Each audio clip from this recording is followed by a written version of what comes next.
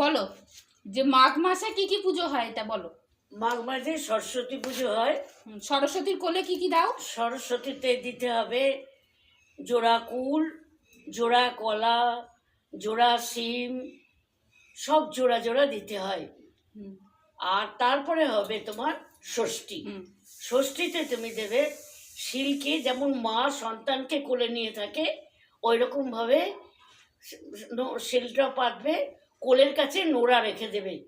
আর তারপরে তুমি যে কাপড়টা পরো সেই কাপড়টা হলুদে ছুপিয়ে গোটাটা উনুনটা মানে গ্যাসটা বন্ধ হয়ে গেলে তারপরে আর গ্যাস জ্বালানো হবে না, রান্না করা হবে না। তারপরে তুমি সেটাকে ঢাকা দিয়ে দেবা, দিয়ে শঙ্খ বাজিয়ে উলু দিয়ে নমস্কার করে তোমার ছেলে মেয়ের মঙ্গল কামনা করে চলে আসবা। আর কলাই সেদ্ধটা কি করে করো?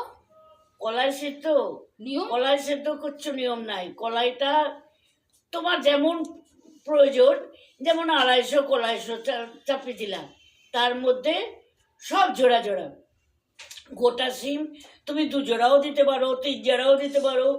গোটা শিম, গোটা বেগুন, গোটা কুল, কুলটা বেশি দেবে, একটু টকটক ভাব বলে ভালো লাগে খেতে। আর দিয়ে ষষ্ঠীর কোলের কাছে নুন, লঙ্কা, তেল সব দেবে।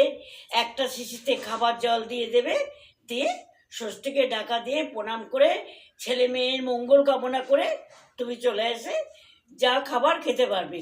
কিন্তু সারাদিন তুমি মুড়ি, লুচি, পরোটা এসব খাবে, অন্ন গ্রহণ করবে না।